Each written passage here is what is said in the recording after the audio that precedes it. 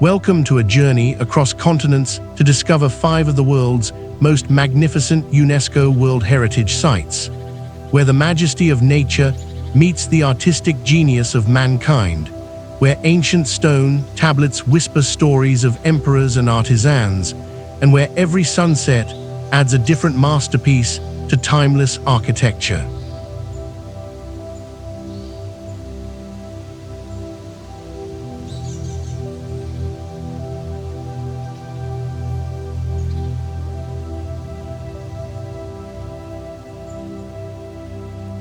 From the misty plains of Myanmar to the romantic canals of Italy, from the spired skyline of Central Europe to the marble perfection of India, and finally to the gravity-defying monastery of France, we're about to embark on an adventure that spans 4 continents and more than 1,000 years of history.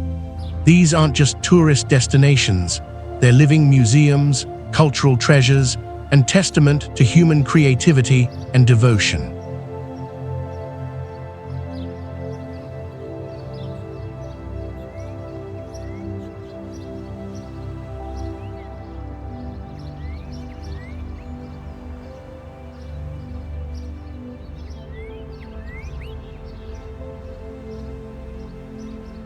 Each location we'll visit today tells a unique story of kingdoms that rose and fell, of architects who dreamed the impossible, of pilgrims who walked thousands of miles, and of communities that preserved their heritage against all odds.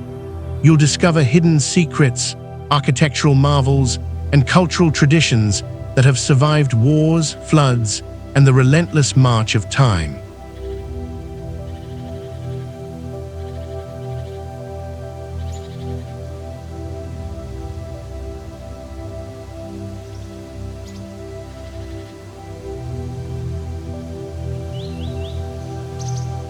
But here's a question for you to ponder as we begin. What makes a place truly unforgettable? Is it the grandeur of its monuments, the depth of its history, or the stories of the people who built and preserved it? Drop your thoughts in the comments below. I'd love to hear your perspective. Before we dive into our first destination, make sure you hit that subscribe button and ring the notification bell so you never miss an adventure. Now, let's begin our journey.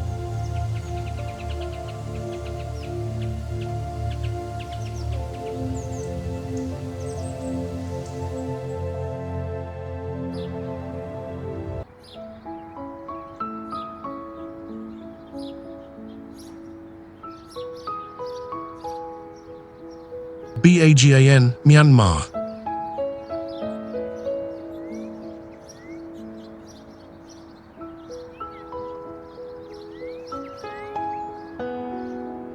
Bagan sits in the heart of Myanmar, specifically in the Mandalay region along the eastern bank of the mighty Irrawaddy River.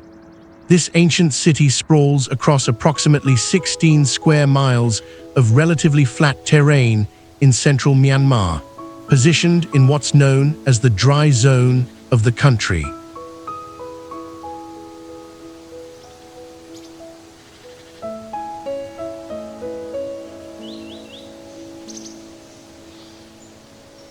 The landscape here is characterized by arid plains, punctuated by the occasional tamarind and toddy palm trees, with the life-giving Irrawaddy River providing a striking contrast to the dusty gold terrain. The region experiences a tropical climate with 3 distinct seasons, but it's the dry season from November to February that reveals Bagan in its full glory, when clear skies frame those iconic temple silhouettes perfectly.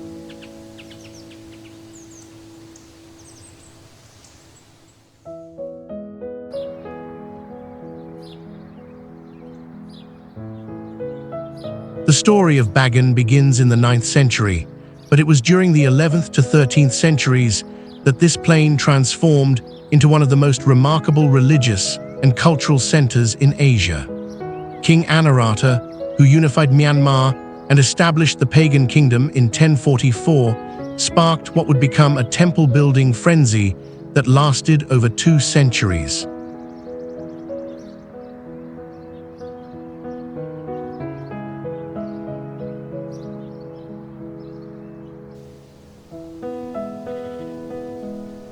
Here's what makes this period extraordinary. Devout Buddhist kings and wealthy citizens commissioned over 10,000 Buddhist temples, pagodas, and monasteries during Bagan's golden age. They weren't just building monuments, they were creating merit, expressing devotion, and competing to create the most magnificent offerings to Buddha.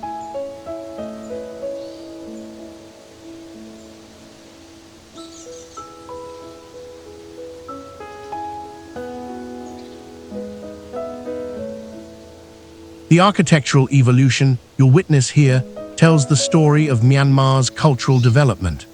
Early temples show Mon and Indian influences, while later structures reveal a distinctly Burmese architectural identity. The civilization thrived on a sophisticated irrigation system that supported wet rice cultivation, enabling a population that could sustain such ambitious construction projects. However, Bagan's political power declined dramatically in 1287 when Mongol invasions destabilized the kingdom, though the temples remained as spiritual sites.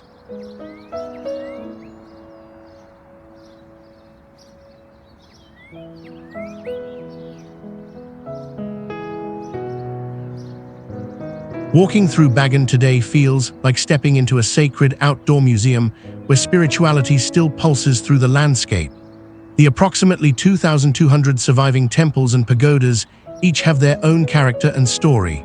Some rise toward the sky in elegant, bell-shaped stupas covered in gold leaf that catches the light like flames.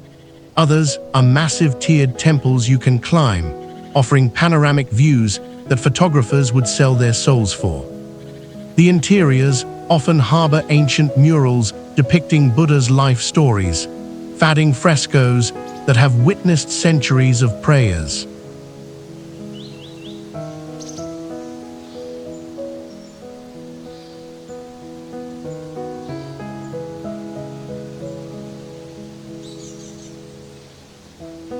What truly sets Bagan apart is the experience of exploration here. You can rent an electric bike and spend days weaving between temples, discovering hidden gems where you might be the only visitor. Sunrise and sunset transform this landscape into something otherworldly. Hot air balloons drift above the temple tops, while the changing light paints everything in shades of amber, rose, and deep purple.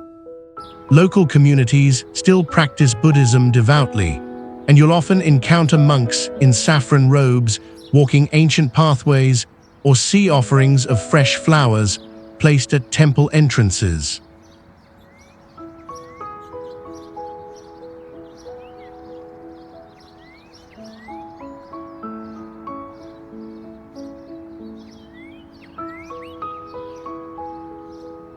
The Bagan Archaeological Museum provides crucial context with its collection of original artifacts, inscriptions, and architectural elements, helping visitors understand the artistic and religious significance of what they're witnessing. Meanwhile, nearby villages maintain traditional crafts. Lacquerware production has continued here for centuries, and watching artisans create these intricate pieces connects you directly to Bagan's living heritage.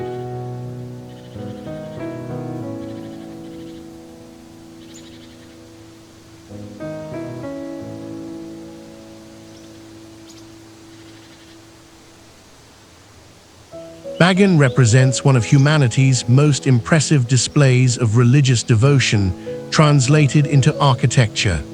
This isn't just an archaeological site, it's a living spiritual landscape where over 2,000 temples create an unparalleled monument to Buddhist faith and Burmese cultural identity.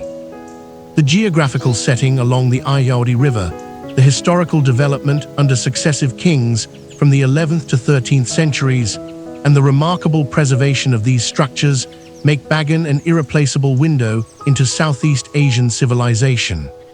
Bagan offers an experience that's both humbling and inspiring, a reminder that human creativity and faith can create beauty that outlasts empires.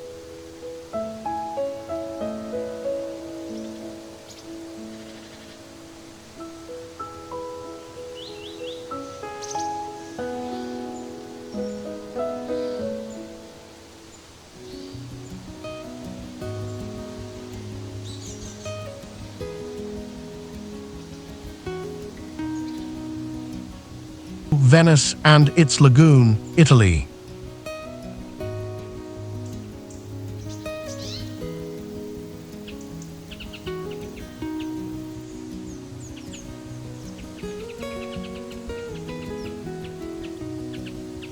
Venice occupies one of the world's most extraordinary geographical positions.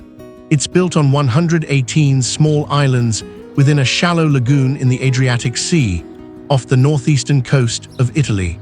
These islands are separated by over 150 canals and connected by more than 400 bridges, creating an intricate urban fabric unlike anywhere else on Earth. The Venetian lagoon itself stretches across approximately 212 square miles, forming a complex ecosystem of salt marshes, mudflats, and small islands between the Italian mainland and the open sea.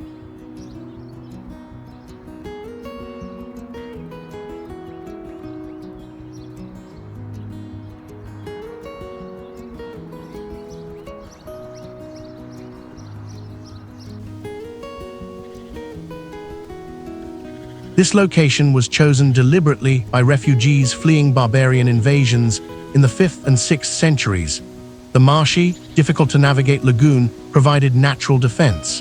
The city sits on wooden pilings driven deep into the clay and sand, with Istrian stone foundations laid atop them.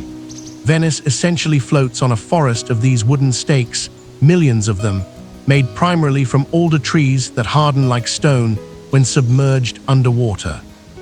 The lagoon's tides, regulated by the openings to the Adriatic, create the famous acqua alta, high water that periodically floods St. Mark's Square and other low-lying areas.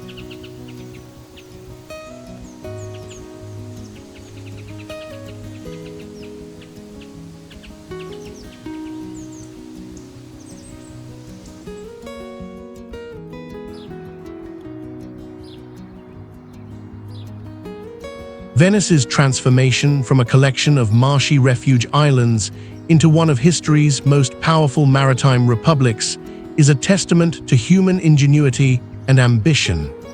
By the 9th century, Venice had established itself as a significant trading power, strategically positioned between Western Europe and the Byzantine Empire. The city's golden age arrived during the High Middle Ages and Renaissance, from roughly the 13th to 16th centuries, when Venice controlled vast trading networks spanning from northern Europe to the eastern Mediterranean and beyond.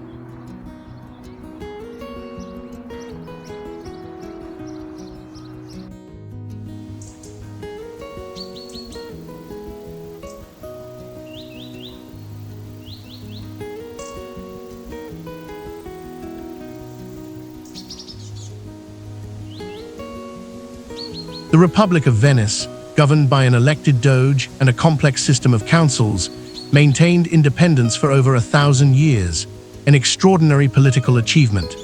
Venetian merchants and explorers like Marco Polo opened routes to Asia, bringing back spices, silk, and cultural knowledge that fueled European awakening. The city became fabulously wealthy, and that wealth transformed into artistic patronage on a grand scale. Venetian painting, exemplified by masters like Titian, Tintoretto, and Veronese, developed a distinctive style characterized by vibrant color and dramatic light.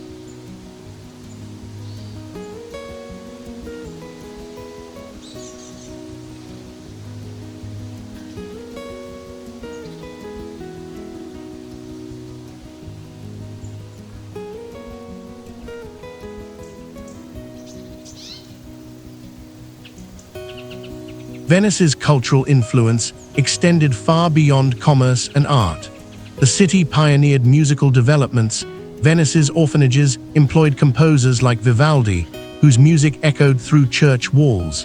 Venetian glassmakers on Murano Island perfected techniques that remain trade secrets for centuries. The city's carnival tradition, with its elaborate masks and costumes, became legendary across Europe.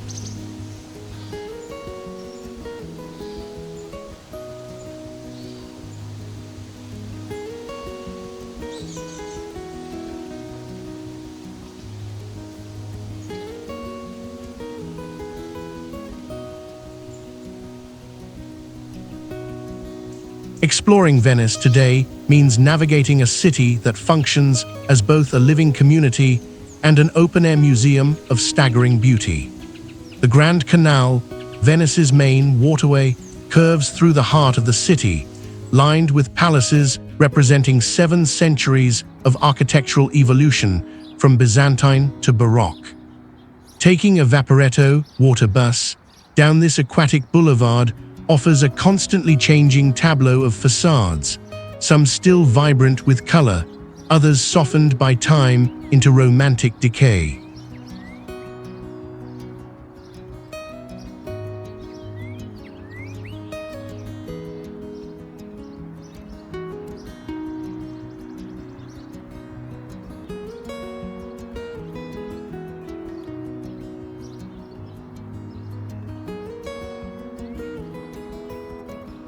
St. Mark's Square forms Venice's ceremonial heart, dominated by St. Mark's Basilica, a Byzantine masterpiece glittering with golden mosaics that tell biblical stories in thousands of glass tesserae. The adjacent Doge's Palace, with its distinctive pink and white marble pattern and delicate Gothic arcades, housed the Venetian government and demonstrates how power could be expressed through beauty rather than intimidation. Inside, Tintoretto's massive canvases cover walls and ceilings, depicting Venice's history and mythology.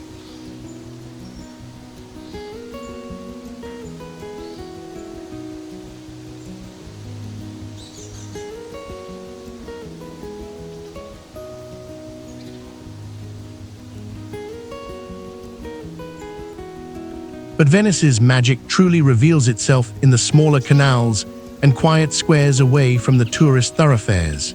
Here, neighborhood life continues. Locals exchange greetings across canals, laundry hangs between buildings like colorful flags, and small trattorias serve traditional cicchetti, Venetian tapas, alongside glasses of local wine. The Rialto market still functions as it has for centuries, with fresh seafood from the Adriatic displayed on marble slabs and seasonal produce piled in beautiful arrangements.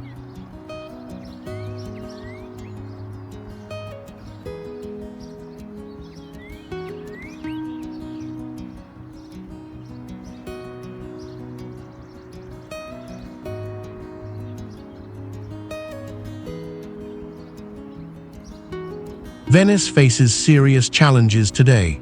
The city's population has declined dramatically as rising costs and tourism pressures drive residents away. Aqua-alta events are increasing in frequency and severity due to climate change and subsidence, though the MOSC flood barrier system, completed in 2020, now offers some protection. Massive cruise ships, now banned from entering the lagoon through the Giudecca Canal, and overwhelming tourism numbers strain the city's delicate infrastructure and community fabric.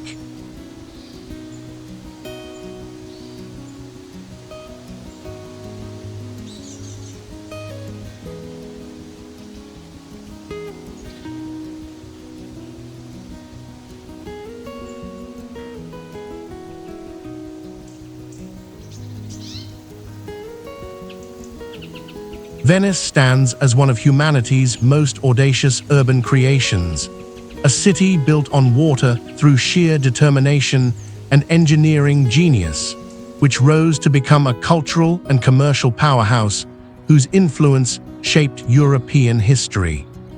The geographical innovation of constructing a major city on lagoon islands, the historical development of a maritime republic that lasted a millennium, and the artistic flowering that gave us masterpieces of Renaissance and Baroque art all combine to make Venice irreplaceable.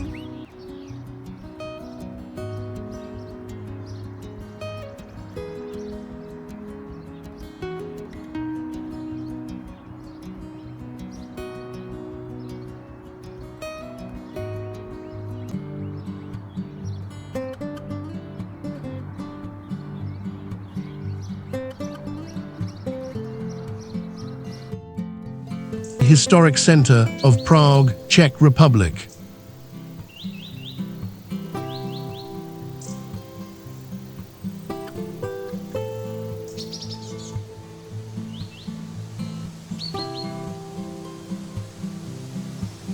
Prague occupies a magnificent position straddling the Vltava River in the heart of Bohemia, in what is now the Czech Republic.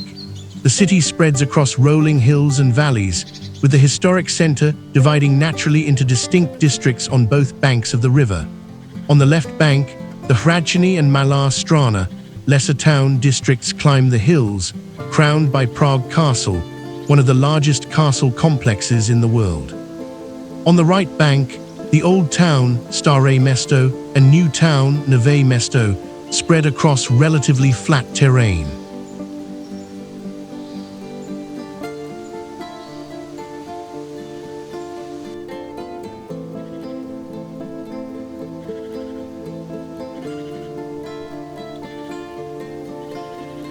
This geographical setting has been strategically important for over 1,000 years.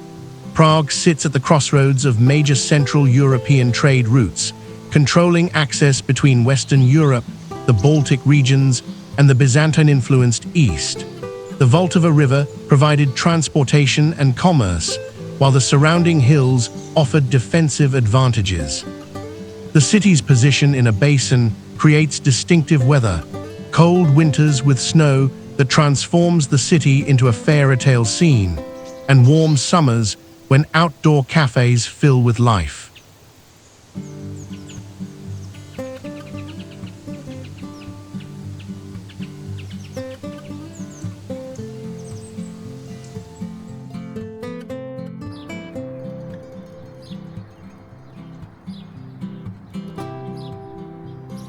Prague's story begins in the 9th century when a Slavic castle was established on the hill above the Vltava, but the city's golden age arrived during the reign of Charles IV in the 14th century.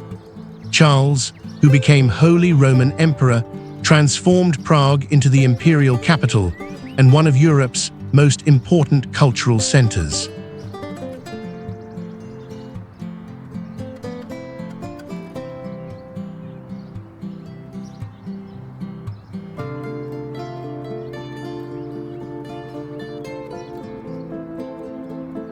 During his reign, Prague was actually larger and more influential than Paris or London.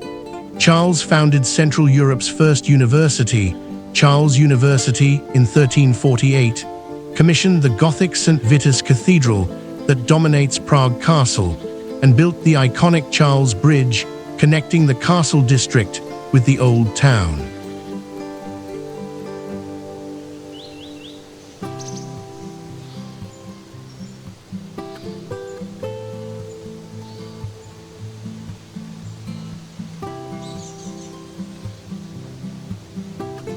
The 16th century brought another flourishing under the Habsburg Emperor Rudolf II, who made Prague his capital and attracted artists, scientists, astronomers like Tycho Brahe and Johannes Kepler, and alchemists to his court.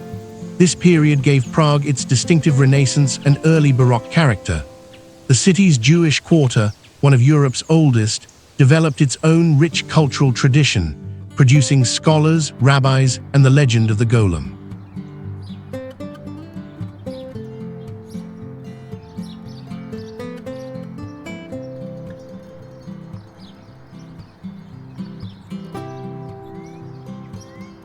Prague's history is also marked by dramatic religious and political upheavals.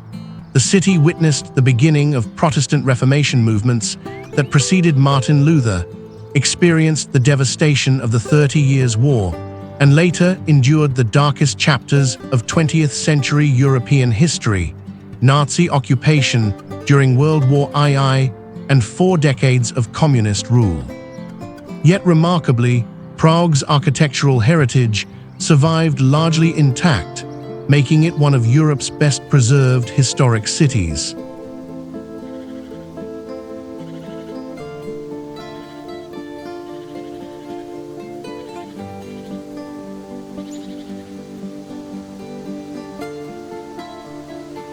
Walking through Prague's historic center is like traveling through a 3-dimensional history book, where each architectural layer tells part of the story. Start at Prague Castle, which has served as the seat of Czech rulers for over 1,000 years and remains the official residence of the Czech president. The castle complex includes medieval palaces, the Romanesque St. George's Basilica, and the Golden Lane, a charming street of tiny, colorful houses where castle guards and later craftsmen once lived.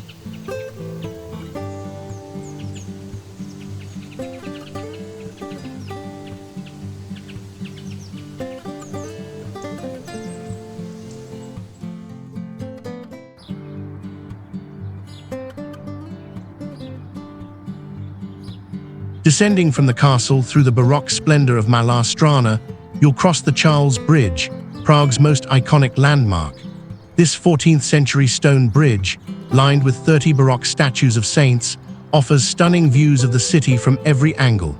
In early morning, when mist rises from the Vltava and the bridge is relatively empty, you can almost hear the echoes of medieval merchants and pilgrims who crossed here centuries ago.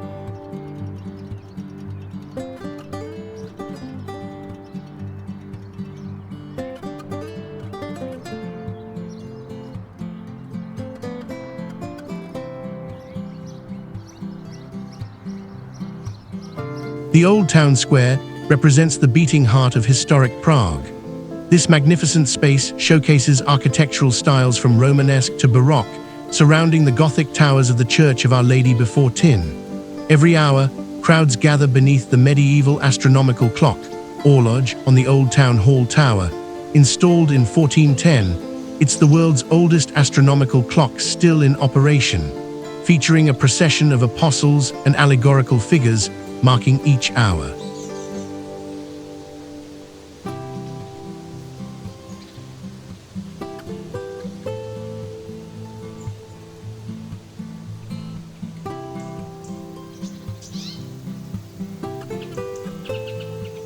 Prague's Jewish quarter, Josefov, preserves one of Europe's most significant Jewish heritage sites. Ancient synagogues, including the beautiful Spanish synagogue, with its Moorish-inspired interior, stand alongside the haunting old Jewish cemetery where thousands of graves layer atop each other, tombstones tilting at angles like crooked teeth after centuries of burials in extremely limited space.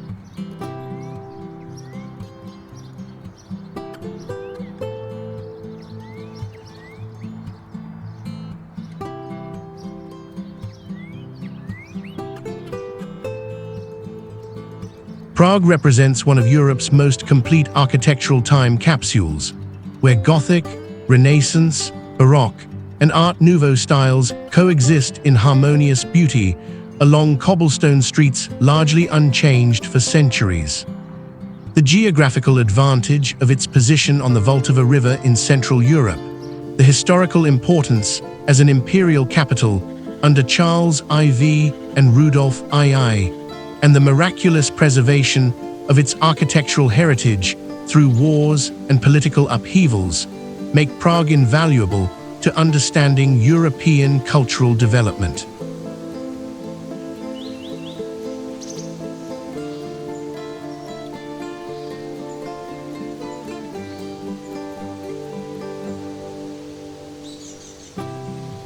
Whether you're standing in Prague Castle gazing across terracotta rooftops, crossing the Charles Bridge at golden hour, watching the astronomical clock's medieval mechanisms spring to life, or sipping coffee in a cafe where Einstein once contemplated relativity, you're experiencing a city that has preserved its soul through centuries of change.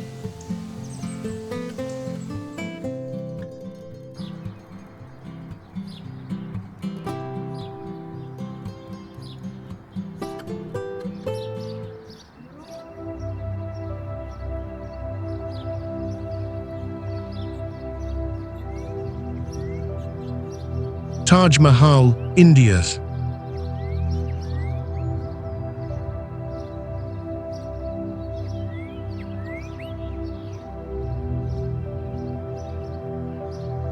The Taj Mahal sits on the southern bank of the Yamuna River in the city of Agra, in the northern Indian state of Uttar Pradesh. Agra occupies a significant position in the fertile Indo-Gangetic Plain, approximately 130 miles southeast of India's capital, New Delhi. The site chosen for the Taj Mahal was strategically selected. The riverbank location, allowed the monument to be viewed from Agra Fort across the Yamuna, creating a visual connection between the emperor's seat of power and his beloved wife's final resting place.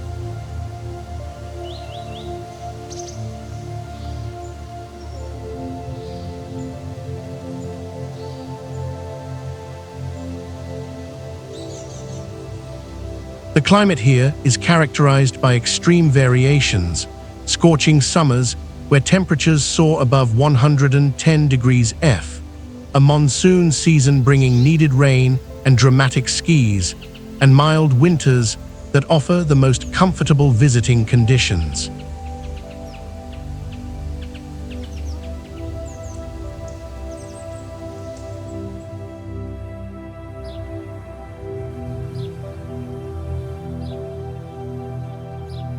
The relationship between the monument and its environment is carefully considered. The Taj sits at the northern end of a vast formal garden, and its reflection in the long pools leading to it creates a perfect mirror image, effectively doubling its beauty. The Yamuna River, though unfortunately polluted today, once contributed to the monument's mystical atmosphere, especially during moonlit nights when the marble seemed to float above its waters.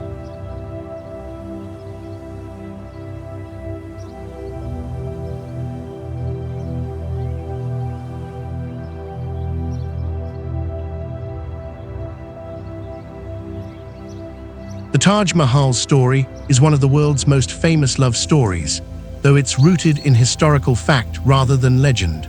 The Mughal Emperor Shah Jahan commissioned this mausoleum for his beloved wife, Mumtaz Mahal, who died in 1631 while giving birth to their 14th child.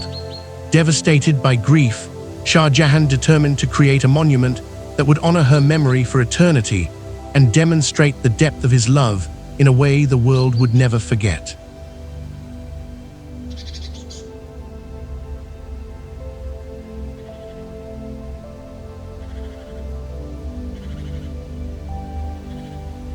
Construction began in 1632 and required over 20 years to complete, employing approximately 20,000 workers and craftsmen from across India, Persia, the Ottoman Empire, and Europe. The project represented the pinnacle of Mughal architectural achievement, a dynasty that had ruled much of India since 1526, blending Persian, Islamic, and Indian architectural traditions into a distinctive style. The chief architect is believed to have been Ustad Ahmad Lahori, though the design represented a collaborative effort drawing on the empire's finest talent.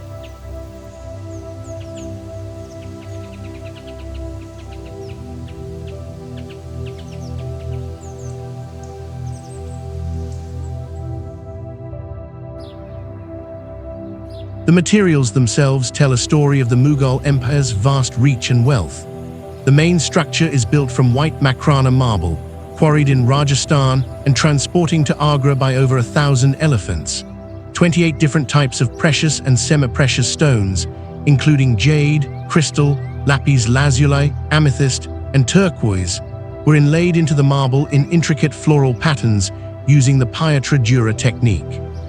These stones were imported from China, Tibet, Sri Lanka, Afghanistan, and various Arabian regions, making the Taj Mahal a physical embodiment of international trade and cultural exchange.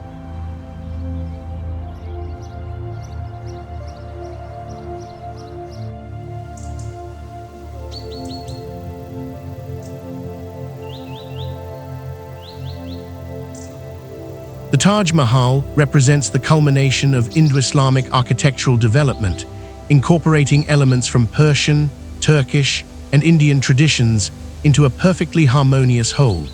Its design is laden with symbolism.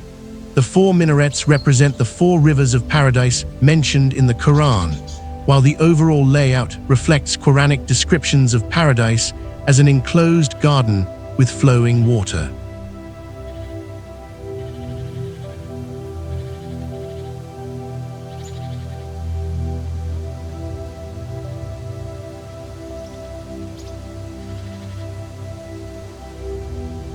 The main structure rises to a height of 240 feet, crowned by the iconic onion dome, actually a double dome. The exterior dome is taller than the interior, creating both visual drama outside and perfect acoustics within. 4 minarets frame the mausoleum, each standing 130 feet tall and built with a slight outward tilt so that in the event of an earthquake, they would fall away from the main structure rather than onto it, a detail revealing the sophisticated engineering behind the ethereal beauty.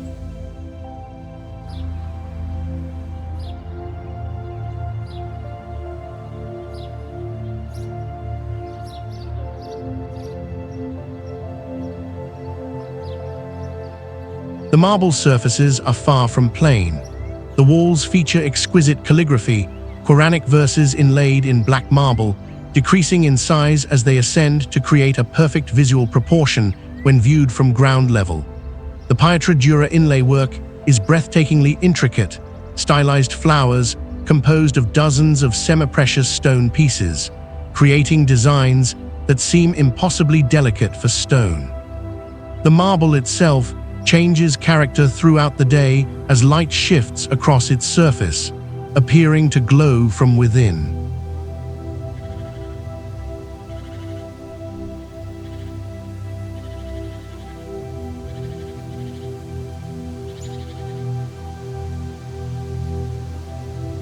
Today, the Taj Mahal faces conservation challenges. Air pollution from nearby industries and vehicles causes yellowing of the white marble, requiring regular cleaning. Millions of annual visitors create wear and conservation concerns. The Archaeological Survey of India has implemented various protective measures, including limiting visitor numbers, requiring shoe covers, and restricting the timing and methods of photography.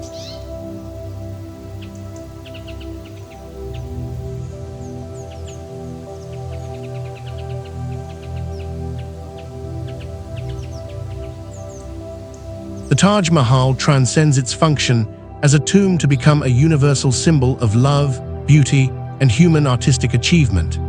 Its geographical position on the Yamuna River in Agra, its historical creation as Emperor Shah Jahan's tribute to his beloved wife using materials and craftsmen from across the known world, and its architectural perfection blending Persian, Islamic, and Indian traditions make it irreplaceable in world heritage. The Taj Mahal proves that the greatest monuments are built not just with stone and skill, but with emotion that transforms material into meaning.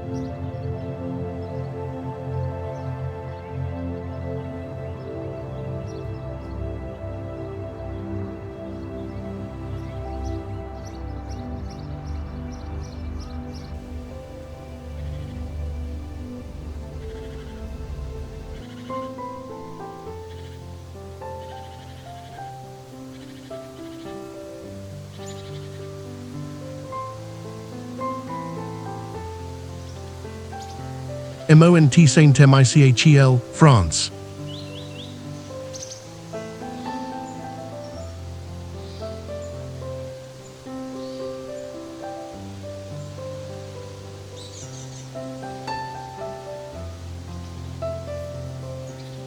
Mont-Saint-Michel sits in northwestern France at the border between Normandy and Brittany, positioned in a bay that experiences some of Europe's most dramatic tides. This small rocky island, technically called a tidal island, rises approximately 260 feet above the surrounding bay at its highest point, the pinnacle of the abbey's spire. The bay itself is exceptionally flat and shallow, creating the conditions for the extraordinary tidal range that can exceed 45 feet during spring tides, making it one of the highest tidal ranges in Europe.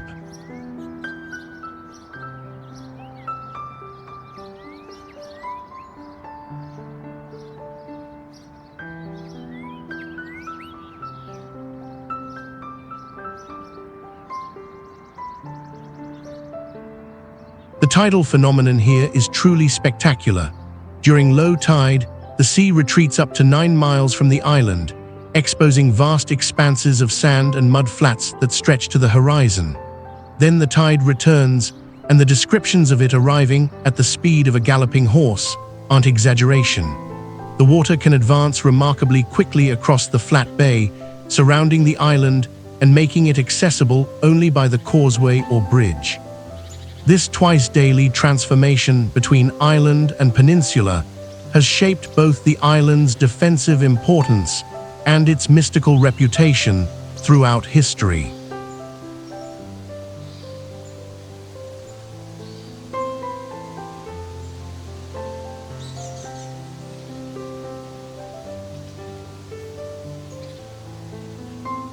Mont-Saint-Michel's story begins with legend and devotion. According to tradition, in 708 CE, the Archangel Michael appeared in a vision to Orbit, the Bishop of Avranches, instructing him to build a church on this rocky outcrop. Whether through divine inspiration or strategic thinking, this began the island's transformation into a pilgrimage site that would draw millions of faithful across the centuries.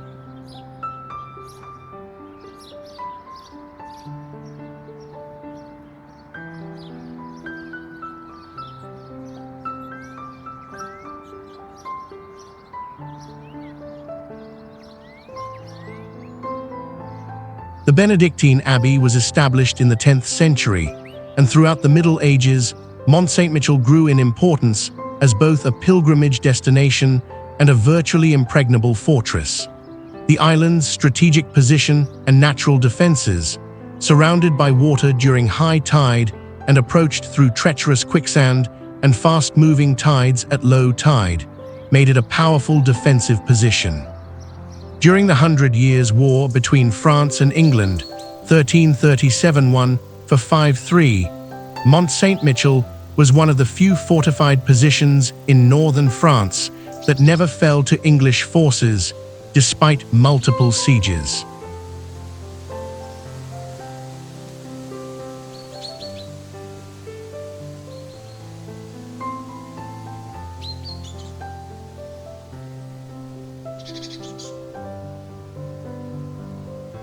The abbey itself grew through successive building campaigns over 8 centuries, each age adding its architectural signature. The result is a vertical village of medieval architecture, with Romanesque and Gothic styles stacked almost impossibly upon each other, built on multiple levels that follow the island's steep contours. The engineering achievement of constructing such massive structures on a small rocky island is staggering. Massive pillars dive deep into the rock, crypts support the weight of the church above, and flying buttresses transfer loads around the limited building space.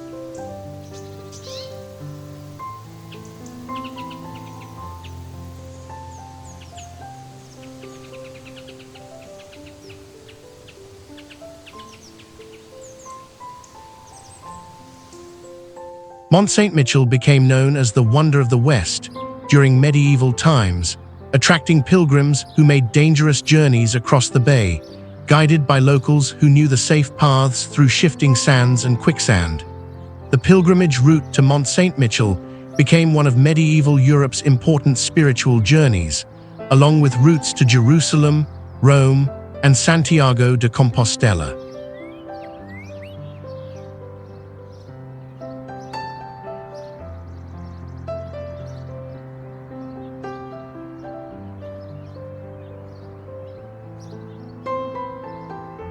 After the French Revolution, the abbey's religious function ended, and it was converted into a prison, a dark chapter when this sacred space held political prisoners until 1863.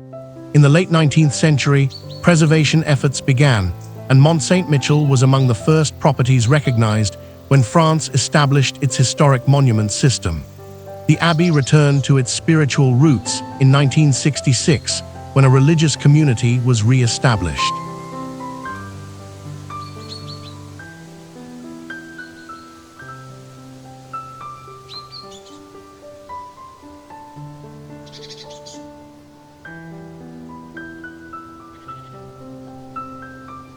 The experience of Mont-Saint-Michel changes with the tides and the light. At high tide, when water surrounds the island completely, It's easy to imagine medieval pilgrims feeling they were approaching a heavenly city. At low tide, you can walk on the bay's sand, though always with a guide. The quicksand and fast tides remain dangerous, experiencing the landscape that made this place so legendary. Sunset paints the granite walls and spire in golden light, while nighttime illumination creates a magical vision visible for miles across Normandy.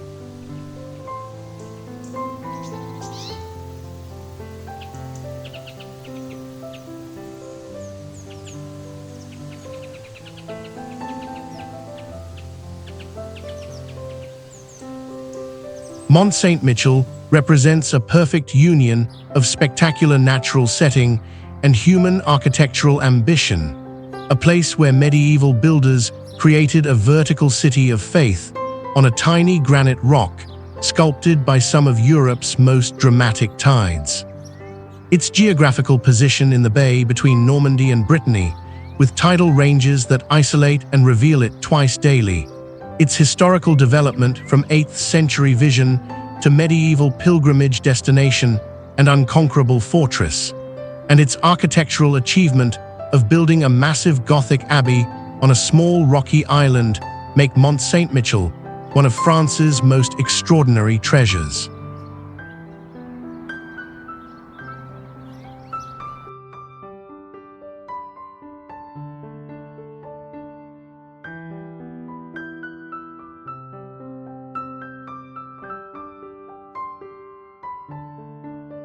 Whether you're watching the tide race across the bay to surround the island, climbing the steep medieval street toward the abbey summit, standing in the Gothic cloister suspended above the waters, or simply gazing at its silhouette from miles away across the bay, Mont-Saint-Michel offers an experience where nature's power and human faith created something transcendent.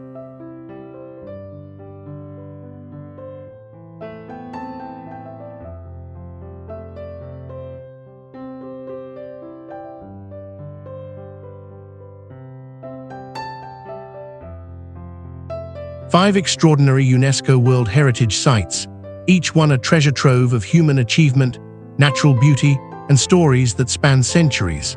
From Bagan's temple-dotted plains under misty sunrises to Venice's canals reflecting Renaissance palaces, from Prague's Gothic spires and cobblestone squares to the Taj Mahal's perfect marble embodiment of eternal love, and finally to Mont-Saint-Michel's defiant stance between earth and sea, we've traveled the world together today.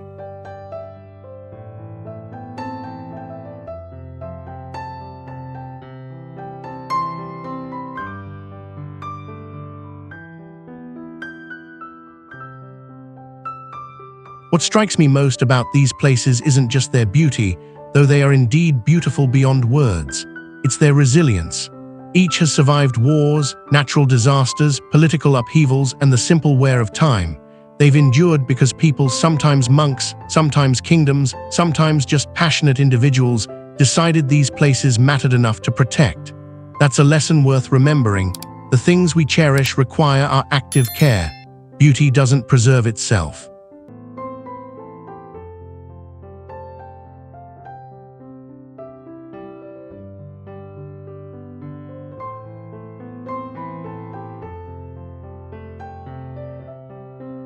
If you enjoyed this journey through 5 of the world's most remarkable heritage sites, give this video a like, and don't forget to subscribe to our channel and turn on notifications. We're constantly exploring new destinations, uncovering hidden gems, and sharing travel tips. Leave a comment below to let me know which of these 5 touched your heart the most, which you're adding to your bucket list, and share your experiences. I'd love to hear your stories, and other viewers will benefit from the real-life perspective of a traveler.